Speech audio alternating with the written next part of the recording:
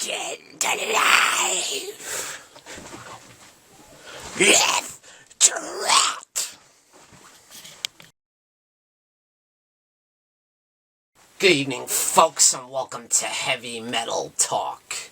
I'm your host, Sean Patrick Erschen, and this week we are counting down the top 10 Necrophagia songs of all time.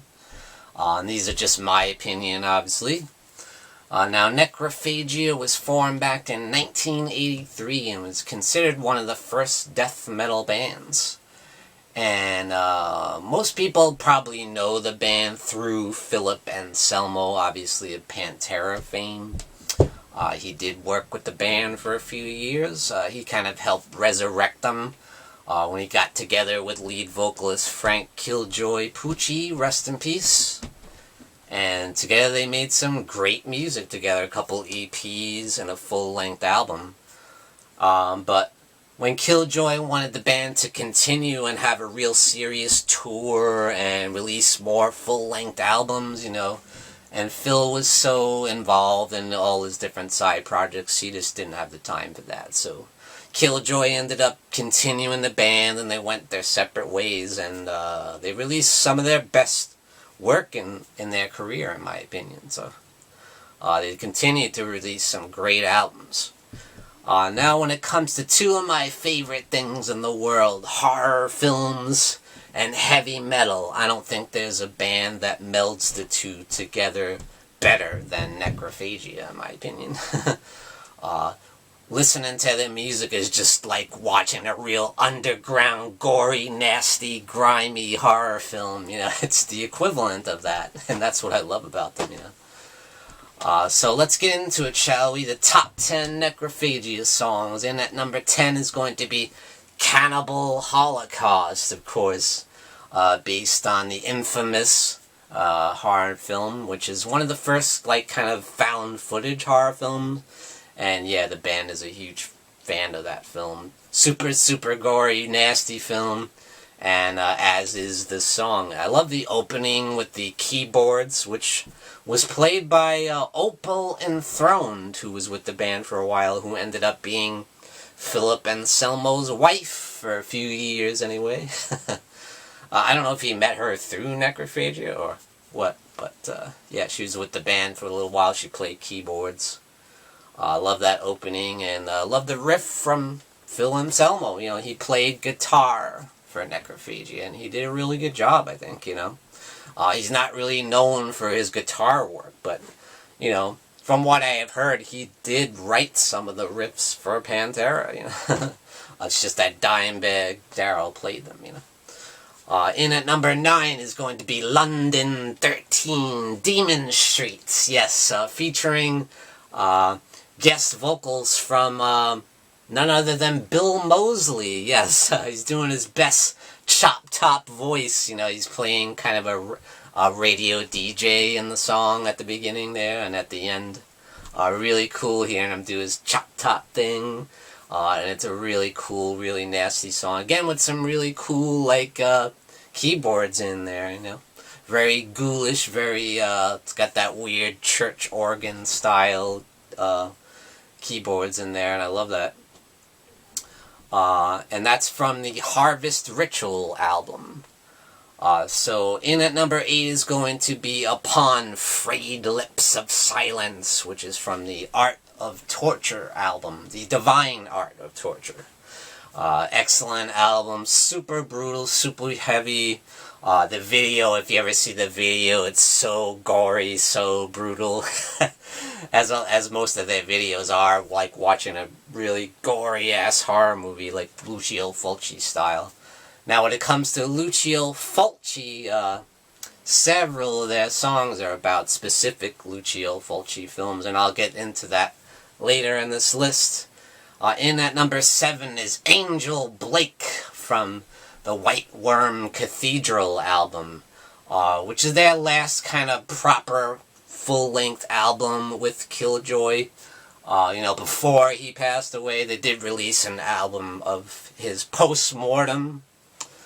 But this is their last album while he was still alive, and I think it's excellent. It's probably my favorite album by them. There's some great songs, and Angel Blake is, of course, based on the British horror film Satan's Skin, or Blood on Satan's Claw, and I love the I love the chorus. Satan's skin, sex. Awesome song. I love, you hear the clips from the movie kind of in the background. I love that stuff. And when it comes to movies, my favorite werewolf film is represented in this next track, and that is in at number 6, Beast with Feral Claws, based on none other than The Howling. And I love it. It's brutal, it's so heavy, and it perfectly represents that awesome horror film that is The Howling. I absolutely love it. One of my favorite tracks, without a doubt. In at number 5 is And You Will Live in Terror, based on Lucio Fulci's The Beyond. Now this is where I, in particular, found out about the band, and that's when I first bought the DVD of The Beyond. I had seen a couple other Fulci films, like obviously Zombie, and I absolutely loved it, so I wanted to seek out some of his other work, and The Beyond was kind of my next choice, so I went and saw that at, I think it was Suncoast Movies at the time, and I bought the DVD.